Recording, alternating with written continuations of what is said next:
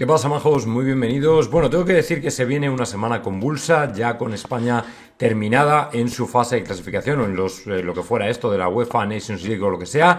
Se ha clasificado para esa Final Four que me parece que jugará contra Alemania, Portugal y Francia, si no recuerdo mal, que ayer me parece que remontó a la Croacia de Modric, si no recuerdo mal. Y bueno, pues nada, que España ha terminado ya su periplo en este parón asqueroso de selecciones. Ojalá fuera el último, pero todavía nos quedan los 4 días de junio, que es cuando se disputa la final, si no recuerdo mal, entre el 4 y el 8. Dices tú, el calendario, o sea, es que ya no da para más, porque justo cuando terminen esa Final Four se van a marchar ni más ni menos que al Mundial de Clubes. O sea, es una auténtica locura, no van a tener tiempo ni de rascarse la cabeza. O sea, y al respecto precisamente del calendario, es al respecto, o precisamente por lo que ahora mismo el calendario del Real Madrid está en el aire. Y me refiero al calendario, los partidos que tiene que jugar frente a Leganés y Real Sociedad. De momento no hay modificación de calendario y de momento el Real Madrid, si continúa con su amenaza vigente, los partidos, ambos dos, están en el aire. Porque no se trata de decir, bueno, si juego contra Leganés a las 9, evidentemente no me presento al de Copa. Ya, pero es que la Copa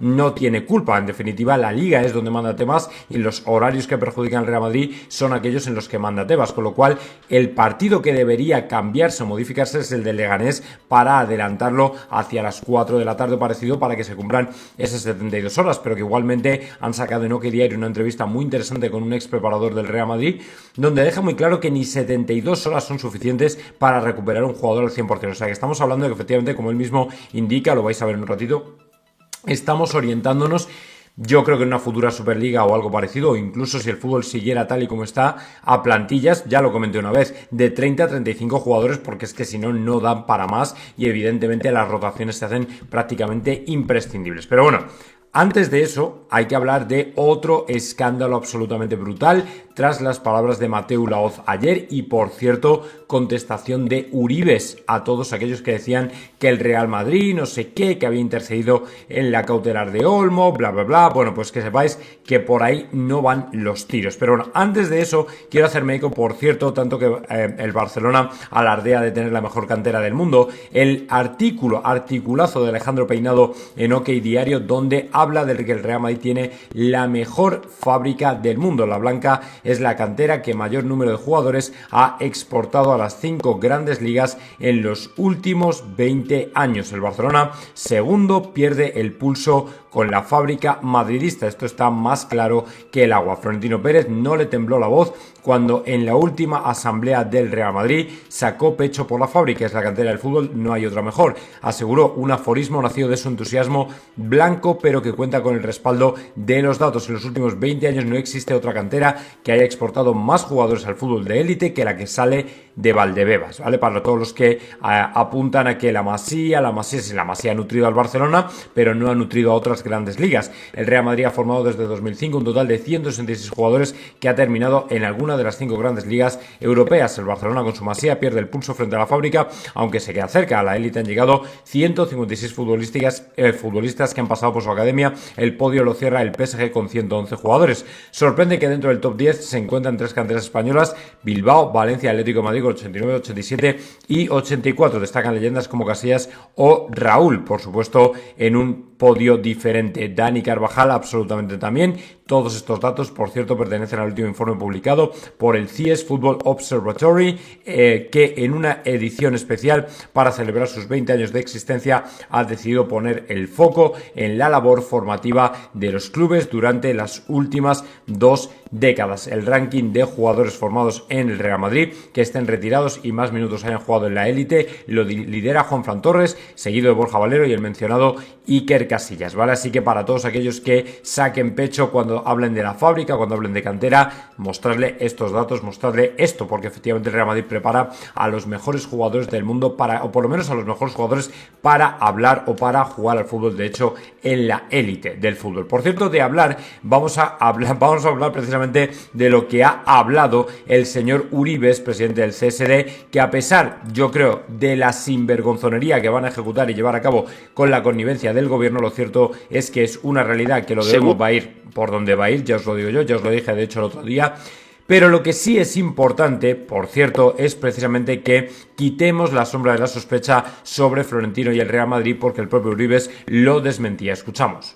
se interpreta como una decisión que es excepcional, pues podría pensarse eso, pero es que no lo es. O sea, yo creo que siento un precedente. Yo cada vez, no en el fútbol, en cualquier deporte, que haya un conflicto entre el club, la federación, la liga, etcétera, nosotros vamos a tratar de proteger al futbolista o al deportista. Me parece que eso, mientras se resuelve el tema, es una obligación también para no perjudicar de forma indirecta o de forma colateral, hacer un daño a alguien que no lo merece, ¿no? Yo creo que ¿el Real Madrid fue parte activa?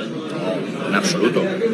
Por eso ayer hice yo una cierta, fui un poco irónico, yo no sé si se ha interpretado con la ironía o se ha hecho una lectura literal. Lo que quise decir es que parece que hasta chocante, es decir, el Real Madrid, ¿cómo iba a querer motu propio que Dani Olmo jugara, que además iba a jugar contra ellos en la final de la Superliga? Vamos, yo creo que a ningún equipo, supongo que al Barça tampoco le apetece que juegue Mbappé, es decir, prefieren que juegue el Madrid sin Mbappé. O sea que en absoluto, lo que sí hizo el Real Madrid, y yo lo agradezco, porque es un acto de responsabilidad, es aceptar la decisión del CSD.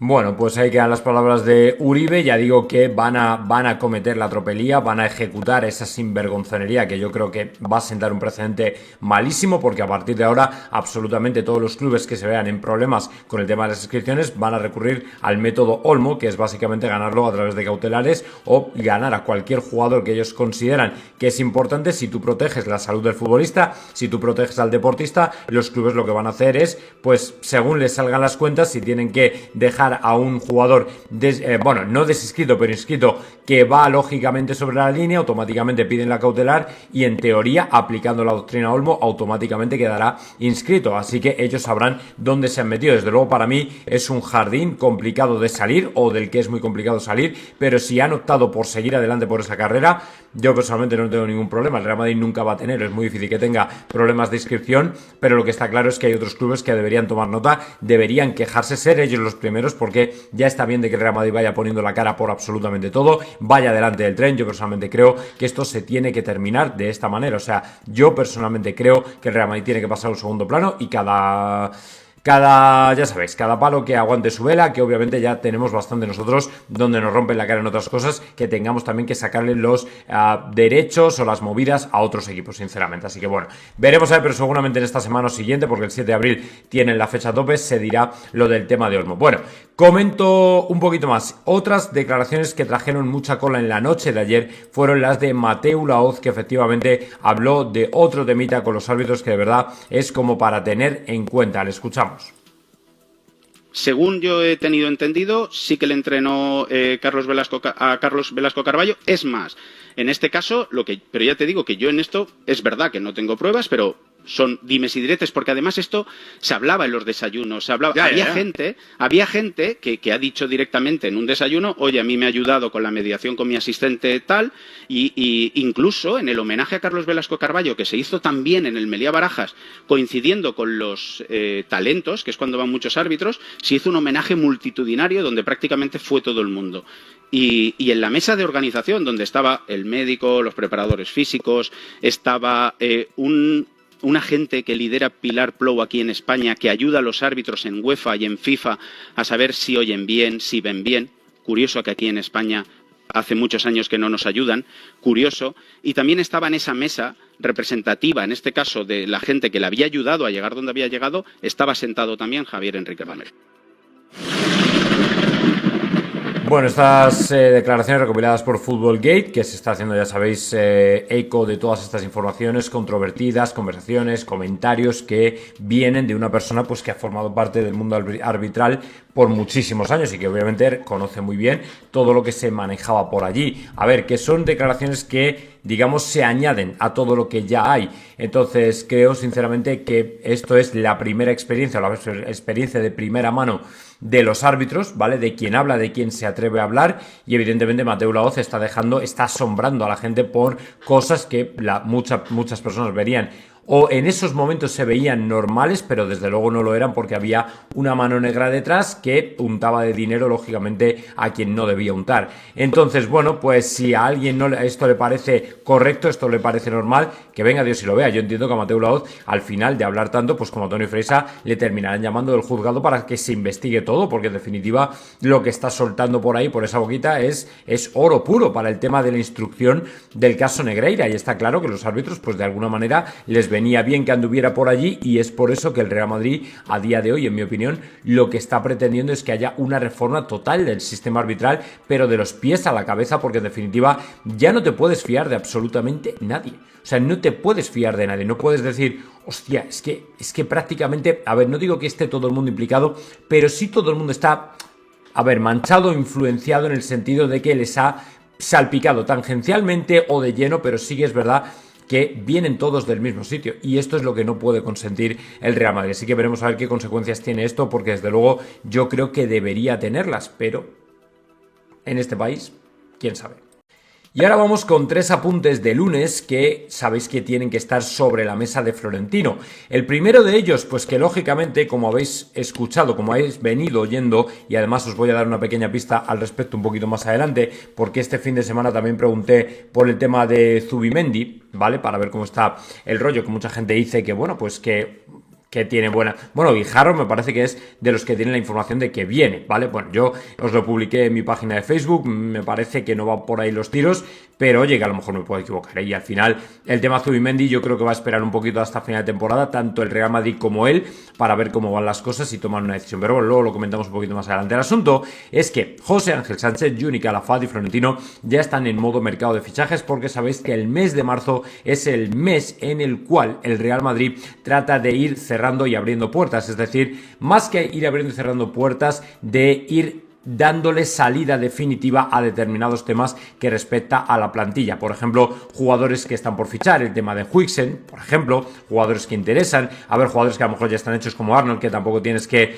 hacer mucho, no hay mucho trabajo ya sobre Arnold porque está prácticamente decidido, pero por ejemplo el tema Huijsen, si se te lesiona alguien de aquí a la última parte de la temporada, por ejemplo, ¿qué vas a hacer? ¿Vas a reemplazarle? No, si hay algún jugador que haya roto en los últimos meses que te pueda interesar, algún fichaje estratégico, un jugador que, por ejemplo, ha vuelto en malas condiciones tipo Alaba, no sabes si realmente va a poder continuar, va a poder seguir la renovación o no de Modric. Es decir, el Real Madrid, a través de Florentino, de José Ángel, de Juni, ya está en modo on, ¿vale? En modo vamos al mercado y vamos a ver qué es lo que sucede y vamos a ver qué encontramos por allí. Que obviamente el Real Madrid ya está interesado en muchos jugadores, ya tiene una lista, pero es esa famosa lista en la que tiene apuntados una serie de nombres a los que no todos, o que no va a llamar a todos, ¿vale? O que no significa que vaya a llamar a todos o que haya contactado con todos. Pero sí es cierto que el Real Madrid otea, vigila, escucha, está en los estadios. Por ejemplo, estuvo en el España-Holanda vigilando a Huijsen, ya no vigilando porque le conocen bien, pero de alguna manera querían estar allí. José Félix Díaz se hizo eco de esa información, entonces igual que a este chaval, pues seguramente estarán siguiendo a muchos otros. Esto es lo más normal del mundo, ¿vale? No es que sea una información exclusiva que dices, madre mía, no, o sea, no, esto es normal, ¿vale? Y en marzo también, porque en marzo es cuando realmente se ponen las pilas para luego ya en verano no tener que trabajar tanto, porque además tenemos un verano cargado. El Mundial, aparte del mercado de fichajes, el tema de preparar la temporada que viene, veremos a ver qué pasa con Ancelotti, la final de Champions si es que llegamos, o sea, que todavía tenemos lógicamente por delante bastante trabajo y desde luego tanto José Ángel como Yuri como Florentino quieren aligerar y aliviar un poco la carga de trabajo, sobre todo en el aspecto, yo creo, de fichajes, ¿vale? Fichajes y probablemente salidas también. O sea, yo creo que el tema de la plantilla es probablemente algo que se está cociendo ahora, ¿vale? Ahora, no... El tema de dejarlo para más adelante, a ver, surgirán cosas, evidentemente, cambios de última hora, fichajes de última hora, salidas de última hora, pero no necesariamente el grueso de todo, ¿vale? Así que bueno, vamos a esperar.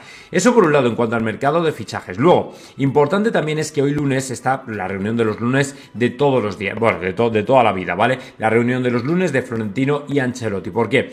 Ya os comenté que este lunes va a ser una reunión diferente porque, a pesar de que todavía queda algún internacional por ahí, por ejemplo, Bellingham me parece que juega esta noche, más alguno de los sudamericanos también, lo cierto es que Florentino le va a leer la cartilla tanto a Ancelotti como a la plantilla.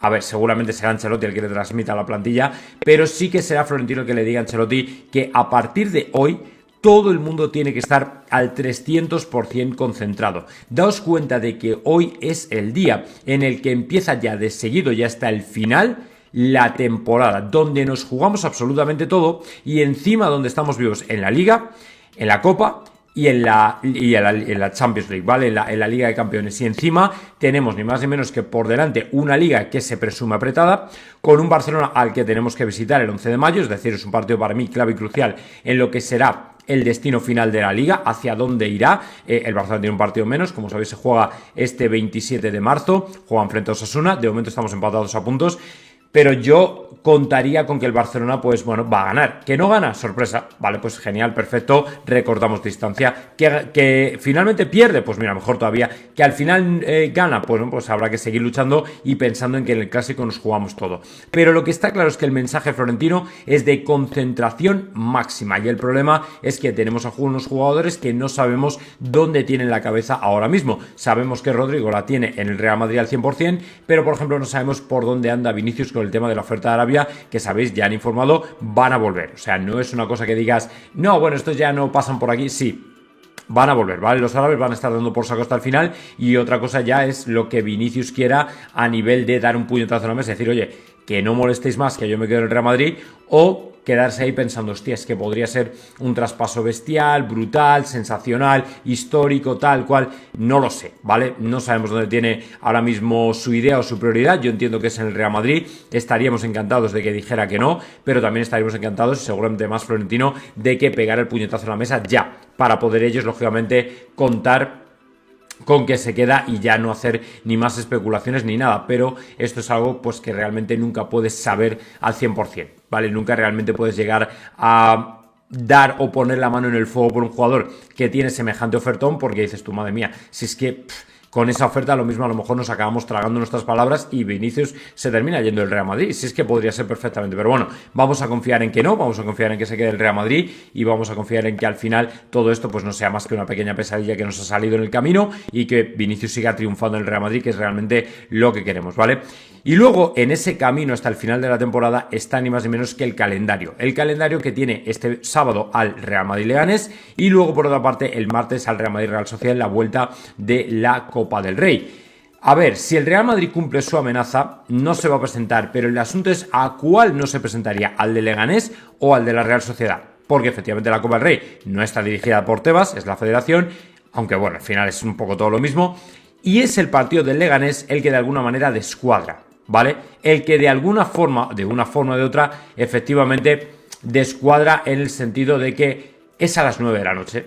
Efectivamente, el Real Madrid también es verdad que pidió retrasarlo a las 9 para que vinieran los internacionales más descansados, pero claro, ahora se le junta con que el tema viene con la Real Sociedad, porque desde el final del partido frente al Leganés hasta el inicio frente a la Real Sociedad no pasan 72 horas o no llegan las 72, con lo cual se entendería más lógico que el Madrid empujara ese partido al miércoles, o que la federación lo empujara al miércoles, pero si quien realmente tiene que cambiar los horarios es Tebas, entonces tendría que ser la Liga y entonces tendría que ser el partido del Leganés, traerlo más atrás, pero si el Real Madrid ha pedido jugar a las 9 es cuando viene la movida. Yo personalmente creo que uno de los dos, o si todo continúa igual, efectivamente el Real Madrid va a cumplir su amenaza y no se va a presentar. No se va a presentar porque además, como ha estado comentando un ex preparador físico del Real Madrid, es que encima las 72 horas ni siquiera garantizan que efectivamente el jugador esté descansado, pero eso ya se sabe desde hace mucho y todo el mundo sabe perfectamente que el jugador necesita prácticamente 100 horas,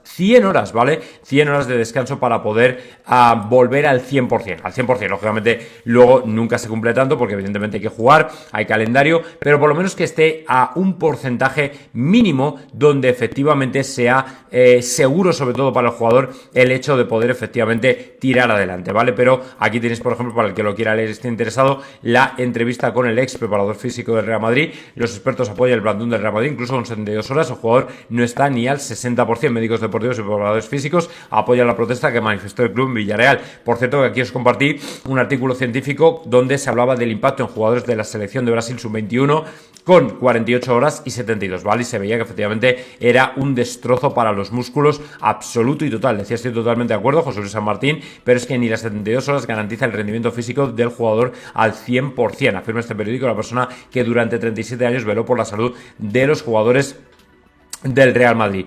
El glucógeno es un carbohidrato que se metaboliza pero que tarda 72 horas en llegar al 100% de la recuperación. Además matiza que al hablar de 72 horas no quiere decir que el jugador ya esté al 100%, de hecho no está a un 65, está a un 65 o un 70%, o sea que realmente está jugando muy por debajo de sus capacidades. Dice, por ejemplo, son 42 kilómetros, 195 metros en un mes. Los jugadores como media corren 10 o 11 kilómetros con esfuerzos explosivos intensos entre 0 y 4 segundos, más de 200 veces con frecuencias cardíacas de media en un partido que está en 157, 160 o 162 pulsaciones por minuto. Está de moda ahora que lo que había que hacer es decir basta al calendario, pero nadie le pone freno porque hay mucho dinero de por medio. Así que más claro el agua, y se apuesta de manera que los equipos se parecerán a los del fútbol americano con 30-35 jugadores probablemente, y esto sería lo más normal porque al final habría una rotación de jugadores que haría mucho más sano el desarrollo para los jugadores del fútbol y del calendario y de todo, y también mejor para el espectáculo porque al final tú ves a jugadores que están 100% frescos, no que están al 60%,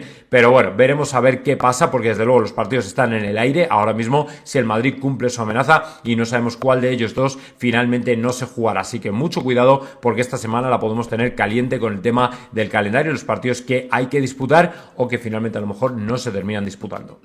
Bueno, pues efectivamente esto es un vídeo que voy a adicionar al podcast porque ha salido un poquito más tarde de cuando he grabado efectivamente pues todo el primer material o todo el primer golpe de noticias, ¿vale? Acaba de salir y es una exclusiva de Esteban Urriztieta que además, en mi opinión, yo creo que Florentino se tiene que estar retorciendo de risa en su asiento, súper tranquilo, porque sabe que el fútbol español se va a pegar un tiro a sí mismo, o que de hecho se lo ha pegado ya varias veces. El problema es que al final como que revive o sobrevive de una forma o de otra, pero lo cierto es que ya con este escándalo que destapa Esteban Urriztieta, que lógicamente es una labor periodística que le ha podido llevar mucho tiempo, o enterarse probablemente de algo que ha sucedido, como digo, puede realmente sacudir los cimientos del fútbol español porque ya es la federación. O sea, la Federación Española, según Esteban Urriztieta, manipuló las puntuaciones de las sedes del Mundial 2030 para dejar fuera a Vigo y meter a Anoeta.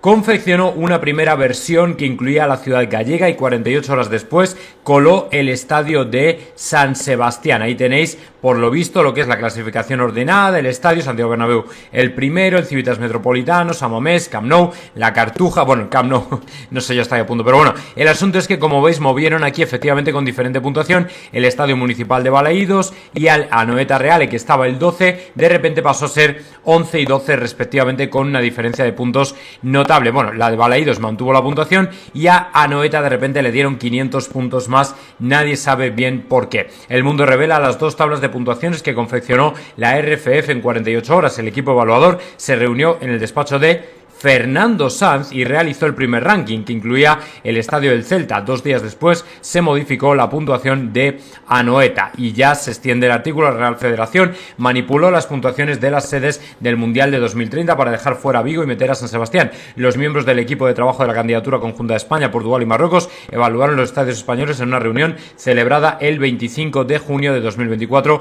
en el despacho del ejecutivo Fernando Sanz en la ciudad del fútbol de Las Rozas. De aquella reunión salió un Excel con un ranking de puntuaciones al que ha tenido acceso exclusivo El Mundo, en el que resultaban elegidos 11 estadios. El último clasificado era el del Celta, con una puntuación de 10.000.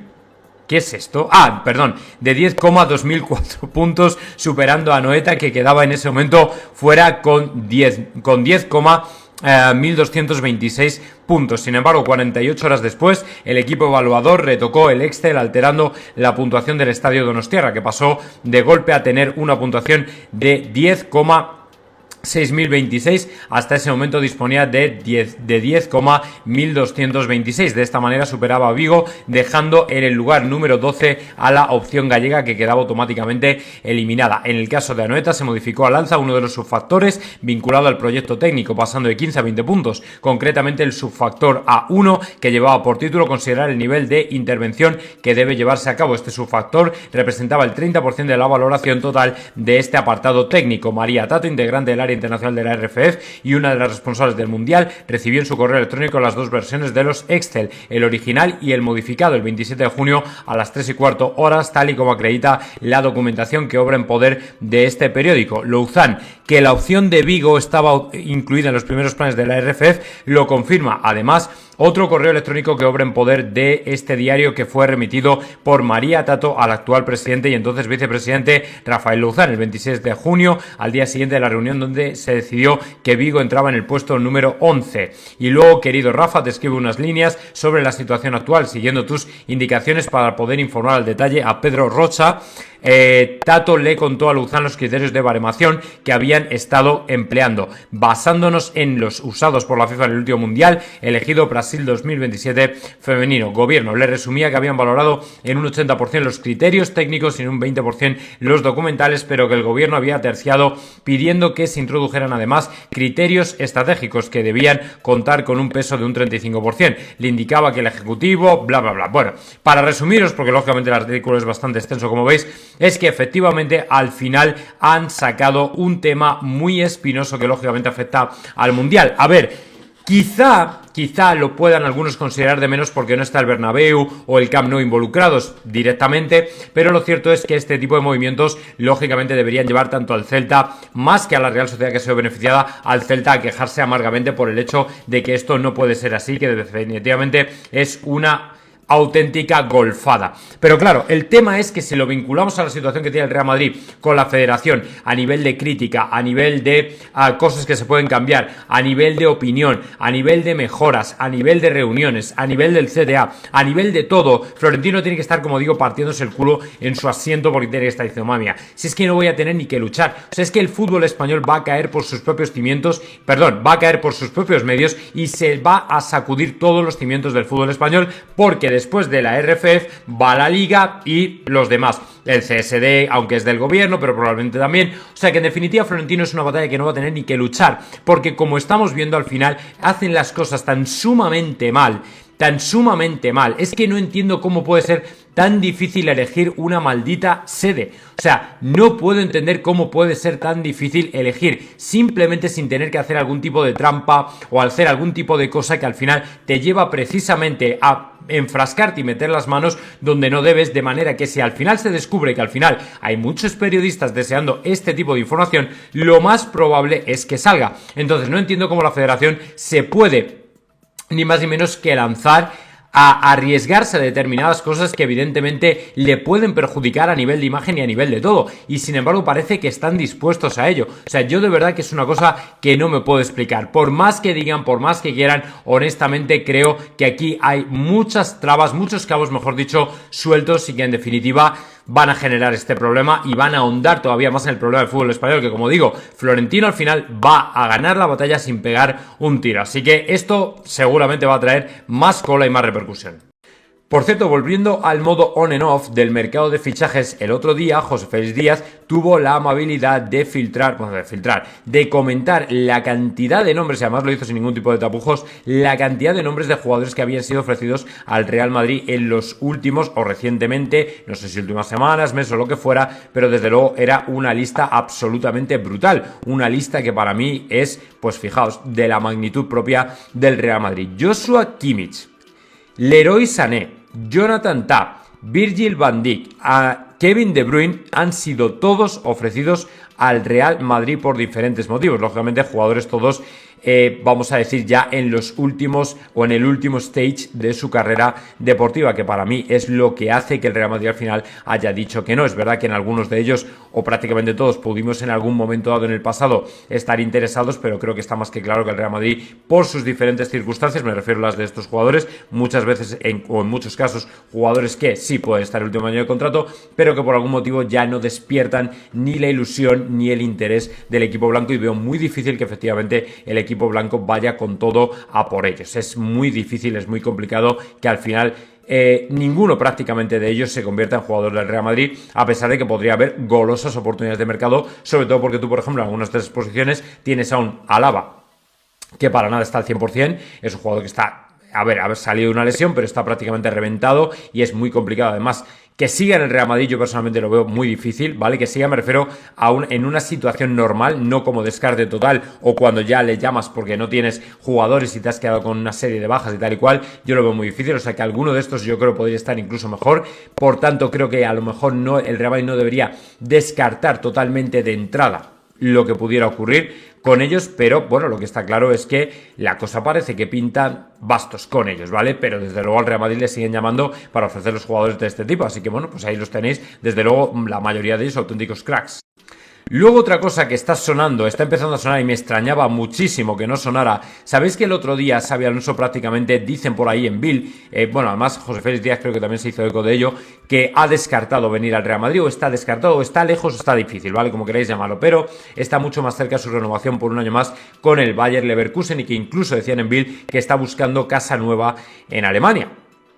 Con lo cual es síntoma claro de que efectivamente podría volver. El asunto de que no va a volver y que se va a quedar por allí un año, ¿vale? El asunto es que, claro, ahora dices, vale, y si Ancelotti no gana títulos, esto es una debacle, no ganamos nada, tal y cual. ¿Quién podría ser el nuevo entrenador de cara al año que viene? Porque a Ancelotti no le dejarían. Esto no estamos hablando de Solari que podría sustituir a Ancelotti de cara a terminar la temporada, no. Estamos hablando de un entrenador que planifique la siguiente. Y claro, cómo no, estaba por ahí el nombre de Zinedine Zidane, que suena, dice Fichajes Fútbol, bueno, es una información de Fichajes Fútbol, pero que en definitiva está rumoreándose ya otra vez en Twitter, ¿vale? Que efectivamente el Real Madrid está considerando otra vez a Zidane volverle a traer de vuelta ante la inesperada decisión de Xabi Alonso, que efectivamente se podría quedar un año más en el Bayer Leverkusen. A ver, yo personalmente creo que Zidane siempre va a estar ahí para el Real Madrid. Lo estoy seguro, vamos, pongo la mano en el fuego por ello. Lo que no tengo tan claro es que realmente la directiva esté pensando en Zidane, ¿vale? Eso ya no lo tengo tan claro. Es verdad que siempre le pueden tener ahí un poco como arma en la como bala en la recámara,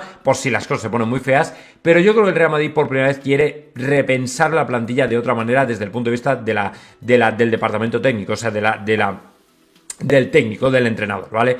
Yo creo que el Real Madrid le tiene que dar un proyecto nuevo a la plantilla, completamente nuevo y diferente, con nuevos aires, con nuevas ideas, que Xabi Alonso encajaba muy bien, que a lo mejor ahora es un imprevisto, pero que volver a Zidane para que sea otro parche como Ancelotti, honestamente creo que no va a ningún sitio, porque al final Zidane va a ser práctico. O sea, Zidane va a dar victorias al Real Madrid, o va a buscar dar victorias al Real Madrid, pero no va a buscar un proyecto a largo plazo que cuente con Güler, con Endrick, con jugadores que se tienen que ir formando para dentro de 10, o sea, para empezar de aquí a dominar hasta dentro de 10 años o en los próximos 10 años. Entonces yo personalmente creo que la plantilla no está en ese momento, o la directiva no está en ese momento, pero que lo mismo. No lo sé, vamos a ver. Que luego además en el tema de fichajes, en el tema del mercado que se va a abrir el próximo mes de julio, el Real Madrid lógicamente va a tener mucho trabajo adelantado ya. También hay 5 salidas que tenemos que estar pendientes que se pueden producir en el Real Madrid. Algunas de ellas vosotros las vais a ver totalmente normales, pero alguna otra no. O por lo menos va a ser objeto de debate, ¿vale? La primera de ellas va a ser Vallejo. O sea, Vallejo seguro que sale, no hay ninguna duda y lo tenemos todos bastante claro, con lo cual no hay discusión posible de que Vallejo se vaya a quedar o no, porque no cuentan con él, ¿vale? Esa es la primera. La segunda, David Alaba. David Alaba lo tiene complicado, porque en definitiva es un jugador con muchos años y que está claro que ya nunca va a volver al rendimiento que tenía que haber prestado en el Real Madrid del 100%, ¿vale? Alaba puede volver o quedarse, mejor dicho, en el banquillo para situaciones de emergencia, pero poco más, o sea, nada más. Luego, otro que también creo que tenemos que empezar a verlo más fuera del Real Madrid que dentro es a Modric, por el tema de la renovación. Está difícil la renovación, ¿vale? Pero que tampoco me extrañaría que le sacara un año más al Real Madrid, ¿vale? Así que bueno, él quiere retirarse, lo dijo el otro día el Real Madrid, pero es que a lo mejor ya es el año en que se tiene que retirar. Que nadie lo descarte, ¿vale? O sea que mucho cuidado con el tema de Modric. Y luego, Tchouaméni y Camavinga. Son los dos últimos porque en definitiva son jugadores que están en el mercado. Camavinga sabéis que ha perdido valor de mercado, se ha quedado en 70 después de valer 100, y Tchouaméni pues depende un poco de cómo lo haga de aquí a final de temporada. Esto aplica para Camavinga también. El Real Madrid considerará ponerles en el mercado y escuchar ofertas por ellos de manera activa. Otra cosa es que venga de repente una oferta random por un jugador que no tenemos pensado y la escuchen, pero estos dos ya están de entrada en el mercado y el Real Madrid va a esperar para ver si efectivamente llegan ofertas interesantes y automáticamente pensar en que a lo mejor puede valer la pena escuchar y valer la pena que salgan del Real Madrid. Ellos también lo tienen que pensar así, porque en definitiva, si van a estar y se van a quedar en un segundo plano, yo creo que tú no vienes al Real Madrid para estar en un segundo plano, así que vamos a esperar un poco para ver qué pasa con ellos, pero creo que están en el mercado y que el Real Madrid podría pues hacer un pastizal si efectivamente los vende a los dos, pero otra cosa es que al final ocurra. Y como sabéis, y efectivamente lo hemos venido comentando así, vimos un vídeo al respecto de Guijarro, que efectivamente lo decía, Florentino está preparando la mejor plantilla posible a nivel de apuntalar de determinadas posiciones que se han quedado un poco cojas, a pesar de que tengamos a la mejor delantera del mundo, pero que en definitiva son necesarias. Por ejemplo, la asistencia de ayer de Huijsen a Lamine Yamal yo creo que es como un empujón definitivo para que el Madrid vaya o intente ir a por él. Pero también os digo que si el Bournemouth no baja de pasta, 50 millones el Real Madrid no va a pagar por el jugador. También os lo digo, ¿vale? Para ir comentándolo ya en adelanto. Eso lo primero. Luego, el tema de Alexander Arnold ya está prácticamente hecho, con lo cual el lateral derecho debería tener ya ningún problema de saber que tenemos asignado ese puesto a Alexander Arnold. Pero es que luego el lateral izquierdo está en el aire. Y Florentino está lógicamente mirando cuál es el mejor recambio o la mejor llegada. Ferland Mendy, Fran García, de momento no tienen el futuro asegurado en el Real Madrid y lógicamente se está viendo y valorando qué jugador puede estar ahí. Y obviamente es un jugador que tiene que ser, después de Davis, un jugador top lateral izquierdo, veremos a ver, ¿vale? Pueden sonar algunos, pero se está trabajando en ello. Y luego el tema del medio centro creativo, tal y cual, Zubimendi, luego os lo comentaré, es uno de ellos. Por posibles me refiero, porque es candidato, otra cosa es que ocurra, y si no es él, pues seguramente habrá otro jugador. Guijarro tiene un tapado por ahí, del que no ha dicho el nombre, vamos a estar muy pendientes, ¿vale? Y dice que, bueno, pues que podría ser uno de ellos. Pero lo cierto es que el Real Madrid, como veis, Florentino está preparando una plantilla sensacional porque la está apuntalando en sectores o posiciones estratégicas donde faltan jugadores que de alguna manera apuntalen esa plantilla y la eleven a un nivel imbatible, ¿vale? Para tener la mejor delantera tienes que tener también un muy buen centro del campo y una muy buena defensa. Así que, lógicamente, estamos trabajando en ello. Seguramente Florentino ya estará, y ya os lo he comentado antes, con José Ángel, con Juni Calafat, muy pendientes de lo que se mueve por el mercado para apuntalar, como digo, esas posiciones que nos faltan apuntalar, estratégicas, para que la plantilla del año que viene sea una plantilla bestial. Vamos a ver qué pasa. Luego, por cierto, ha dado mucho que hablar el tema del gol del Real Madrid, del gol anulado al Barcelona en la victoria del Real Madrid femenino, del que, por cierto, me siento muy orgulloso. Les hice un vídeo y, por cierto, también hay que escuchar, creedme, a Alexia Putellas, espectacular, de verdad. Me quito el sombrero, ¿vale? Lo que dijo Alexia después del partido con el tema y con respecto al gol, una autocrítica brutal, bestial y de las que merece la pena escuchar. Pero bueno, Iturralde, que no había gol, vale, escuchamos. Momento del frame Me Too que nos ofrecen de el impacto de Alexia, es que va a acabar metiendo la pelota dentro del área. La clave de se ve en YouTube, se ve en el canal de YouTube de Carrusel Deportivo. La clave de toda esta jugada es quién inicia el contacto. Que el contacto aquí lo inicia Alexia y es cuando hay que ver dónde está el fuera de juego. Es extraño porque si te fijas, todas las jugadoras están en la línea frontal, menos esta defensora que está dentro, que es la que podría romper el fuera de juego. El asistente, yo creo que se equivoca porque cuando Alexia centra aquí dentro, esta jugadora es la que entra y esta jugadora la da de cabeza.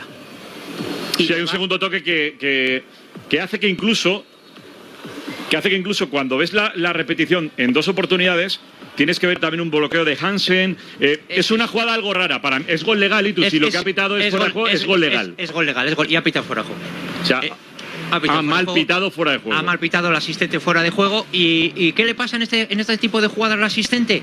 El asistente lo mismo. Tú imagínate que Alexia Putellas tira a portería directamente y la rechaza a la portera. Es una de las jugadas más complicadas con un asistente. ¿Por qué? Porque te tienes que quedar con la foto de cuando chuta. Y muchas veces los asistentes se olvidan de cuando chuta, le va al portero y cuando ya viene el balón ya se ha olvidado la jugada. Ha olvidado la jugada. Yo creo que al asistente que están empezando y son nuevas y todas estas cosas pues tendrán que aprender. Yo creo que se le olvida la jugada de quién empieza. Gol legal. Gol legal, totalmente. Y esta es la segunda jugada que explicábamos. Vale. La primera jugada es cuando centra Alexia, es la foto que tiene que sacar el asistente. El asistente tiene que decir... ¿cómo estaban? ¿Cómo estaban al principio de la jugada? Y aquí yo creo que se equivoca con esta jugadora que está fuera de juego. ¿Por qué? Una jugadora del Barça está saliendo del fuera de juego. Eso es. ¿Por qué se equivoca? Porque luego esta es la que le hace la pantalla aquí. La que le hace el bloqueo a Hansen es la que hace el bloqueo. ¿Y por qué se equivoca? Porque se ha olvidado de quién empieza la jugada. Ya. Y ese es el gran problema que ha tenido el asistente. Se olvida del principio de la jugada y cree ya que es una segunda jugada. Bueno, Palet que ahora está con el... Bueno, ya lo dije y yo lo comenté, o sea, efectivamente yo lo veía exactamente igual. A ver, es un error, pero eso no quita, desde luego, el mérito de las jugadoras, porque la propia Alexia Putellas, y yo creo que es lo que valida el partido y la victoria, la propia Alexia Putellas decía que habían hecho en general mal partido hasta el minuto 80, o sea que sí, que podría haber condicionado que ya se pusieran por delante 2-1 tal y cual, por supuesto, pero que no era excusa. Y a mí eso es lo que me vale. O sea, una capitana que realmente dice las cosas y está a la altura. Y a mí personalmente, porque ahora se ha llenado todo, que si hemos robado, que si tal. O sea, el Real Madrid jugó buen partido, mucho mejor que el Barcelona en todo el encuentro, ¿vale? En todo el encuentro. Y evidentemente ellas lo reconocen, las jugadoras del Barça, que no hicieron buen partido y han tenido un nivel de autocrítica que a mí personalmente me parece digno de alabar. Entonces, aunque haya habido un error a favor del Real Madrid, lo cierto es que al final el partido lo ganó el Real Madrid por mérito propio. Y creo en este caso que los jugadores del Barça lo aplauden, me refiero que lo reconocen sin ningún problema. Así que bueno, pues es lo que hay. Luego, tema Zubimendi y Huijsen, sabéis que os lo he comentado, pregunté durante el fin de semana, también pregunté por el tema de Olmo, ya os di la respuesta, pero el tema de Zubimendi y Huijsen es importante porque efectivamente lo que me comentan es que Zubimendi para este año está complicado. ¿Vale? Es la información que a mí me han dado, que me puedo equivocar, ya no equivocar, sino que a lo mejor no sea o no se produzca, o a lo mejor cuando llega al final de temporada, él pega un vuelco en la temporada, yo que sé, Zubimendi le dan ganas de salir, el Real Madrid le ha ido fatal, presiona, intenta fichar tal y cual, no sé qué, y se ficha, ¿vale? Pero de momento tal y como está Zubimendi, no se vuelve loco por ir al Real Madrid, y por lo tanto el Real Madrid tampoco se vuelve loco ni se mata por Zubimendi, a pesar de que le gusta, pero parece que para este año que viene complicado. Así me lo dijeron, ¿vale? Y Huijsen, el tema es el dinero. El tema es, él quiere venir, el Real Madrid lo quiere traer, pero el Bournemouth no se baja de los 50 kilos y lógicamente tenemos un problema. Si no te bajas de los 50 kilos, no hay mucho que hacer, ¿vale? Prácticamente diría que no hay nada que hacer. Prácticamente no hay nada que hacer. Entonces, en este sentido, lo siento mucho, pero creo que efectivamente el Bournemouth debería entender la situación de su jugador, porque lógicamente el Bournemouth no es un equipo, no es un Bayern de Múnich, y lo que debería es hacer caja con él, deshacerse de él y dejar al Real Madrid, dejar al jugador que juega en el Real Madrid, que es donde realmente quiere jugar, y listo. Pero claro, que se apeen de la burra, eso ya es más difícil, ¿vale? Entonces, tanto Zubimendi como Huijsen a día de hoy están complicados, pero eso no quiere decir que el Madrid vaya a dejar de trabajar en ellos. O sea, se va a seguir trabajando hasta final de temporada para ver si efectivamente vienen, pero como digo, a día de hoy, 23 de marzo, 24 de marzo, están difíciles. Están difíciles los dos. Así que bueno, vamos a esperar para ver qué pasa y si efectivamente la cosa tira para adelante, genial.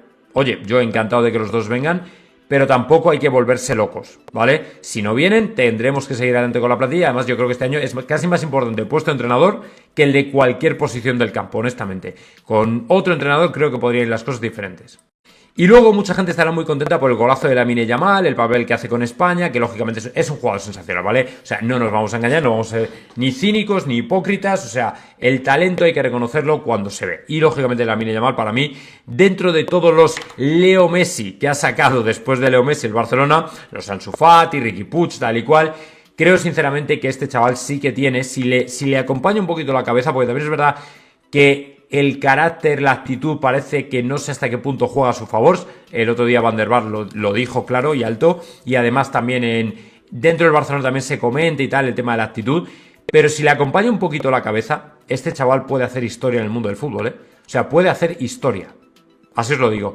Es un chaval con un talento espectacular, es un chaval que además tiene una continuidad increíble y una madurez absolutamente espectacular para la edad que tiene, pero claro, le complica al Barça, porque a medida que se va revelando como un pedazo de jugador, a ver qué sueldo le vas a poner. Y cada vez que hace una jugada de estas, un gol de estos, Jorge Méndez hace clean, clean, clean, clean, clean, clean, y va sumando. Y ahora te vas a sentar a ofrecerle, ¿qué? ¿3 millones de euros por temporada? ¿O 4? Ni de coña. Entonces, claro, para el Barcelona, para la situación que tiene a nivel de masa salarial, a nivel de cuentas y finanzas, evidentemente para el Barcelona se le genera un problema bestial, porque cuanto mejor juegue Lamine Yamal, más jugadores van a tener que ir desfilando del Barcelona, porque si no, se quedan sin pasta. Y evidentemente ya no es solo eso, es que no dan para la masa salarial y tienen que ajustar, porque en el verano van a tener otro problema bestial y brutal. Es verdad también que el Barcelona tiene a las instituciones de su parte, también os lo digo, y que lógicamente esto es un puntazo muy grande para ellos, pero también es verdad y es cierto que les pueden ayudar hasta cierto punto, pero no todo.